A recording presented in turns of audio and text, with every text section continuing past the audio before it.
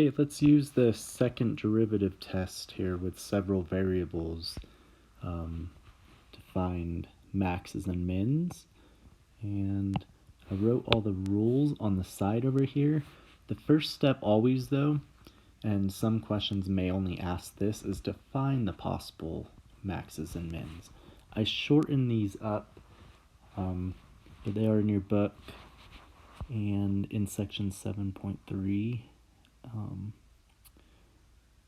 So the first step we are going to do is this. We're going to find the partial x, find the partial y, set it equal to 0 and solve. That will give us the possible maxes and mins.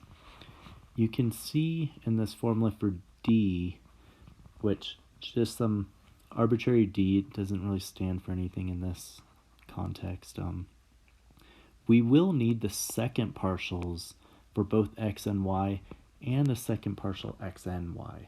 Second partial x, second partial y.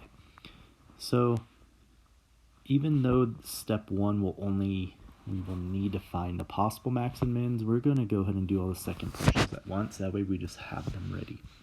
Okay, so looking at f, we have negative 2x squared plus 2xy minus 25y squared minus 2x plus 8y minus 1.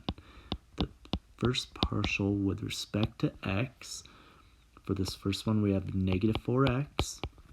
And then here, remember, y is just a constant, so the derivative of 2x just 2, but we have 2y. And then there's no x's at 0. We have a negative 2 here, right? And then 0 and 0. Okay, let's look at, switch colors here. Second partial with, partial of f with respect to y. All right, same process. Now the derivative here with respect to y is 0. This one, y is the variable, so we just get 2x. Here we have negative 50y, 0, plus 8, and then 0. All right, so we need to set each of those equal to 0, but like I said, first, let's go ahead and do second partials. While I have this color up, we'll do second partial y. So now I'm looking at our result from above, and I'm doing the derivative again with respect to y. So now we get 0 here, we get negative 50 here, and then we get 0. Okay, switching back to x, second partial with respect to x, I just get negative 4, right? Because there's 0 and there's 0. Now we also need the second partial with respect to y then x, according to this formula to the right. So really what that says is we're looking at this one and we're doing with respect to x. So second partial, we already did y, now we need x, and we only get 2, right? Because that would be 0, 0. Now, if we had did x first and then y, we should get the same thing. So if we did x first and then partial y, let's look above here, that would be 0, 2, 0, right? So we get the same result. It doesn't matter which one you use. In this course, we will always get the same.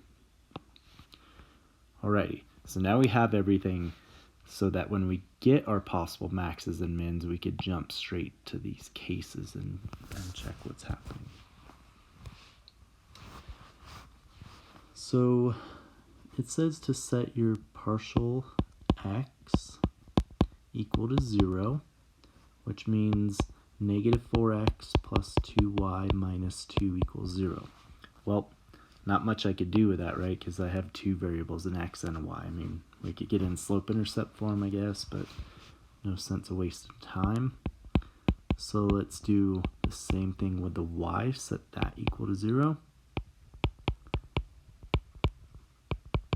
And same result here. Now, sometimes you won't get two variables, and you could just solve for x or y or whatever, and then substitute in the other one. In this case, though, we have two equations, two variables. Basically, we have a system of equations, right? So I like elimination. What I'm going to do is combine these two, equations 1 and equation 2 here, into one equation by eliminating a variable. So if I multiplied this second equation by 2, right, then I'm going to just write it right below here. I'd have 4x, well, first add 0, minus 100y plus 16. So now we add these two together. Okay, we add this one and my new equation 2, in which I multiplied by 2. 0 and 0 is 0. Negative 4x and 4x is 0. 2y minus 100y is negative 98y. Negative 2 plus 16 is 14. And solving for y, we get 98y equals 14. That should go even. It does by 7. Okay, so y is 1/7. Now we pull that back into either equation. I'm going to go ahead and use equation 1. We have 0 equals negative 4x plus 2y, right? So 2 times 1/7 minus 2. So that's 2/7 minus 2. This would be times by 7 over 7. So negative 14 plus 2 is negative 12/7. Let's go ahead and just add that 4x to the right. Okay, get rid of that plus there. Okay, I added 4x to the other side. Divide by 4, we get x equals, let's see, multiplied by 1/4, right? Cross cancel, and we get negative 3/7. So what does that mean? That now means we have a possible max or min at that point. Negative 3/7 for x, and y is 1/7. Okay. Now those are we only got one in this case. Sometimes you'll get more than 1 point. In this case, only one. Now we check, like, is it a max or a min? Well, first I need to check D. Okay, I need to know if D is positive.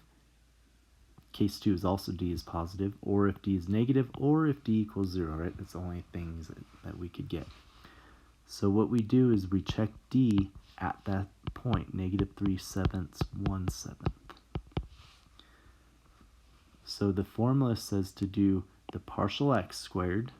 Well, we got negative 4, so negative 4 squared, multiplied by, I'm sorry, not squared. I'm reading that wrong. It's just the second partial, right? We got negative 4. Multiplied by the second partial y, which we got negative 50, minus this one we are squaring. It's the second partial x, second partial y, or second partial xy. We got 2, so minus 2 squared. Well, I don't really care what the value is. I'm going to go ahead and multiply it out, but we just care is it positive, 0, or negative. So we get 200 minus 4, which is 196, which is definitely positive, right? So it's going to be either case 1 or 2. Case 1 or 2 both have D as positive.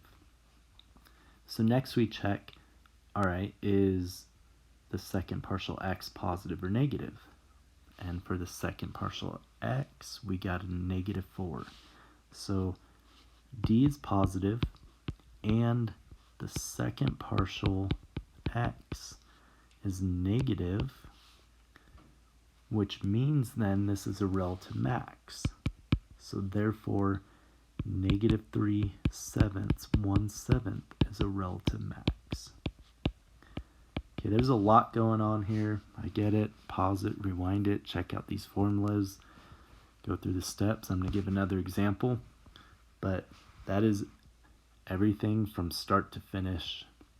The worst it would get in this section. Again, some of them just say, what are the possible max and mins, but if we're to solve it all the way through, that's what's going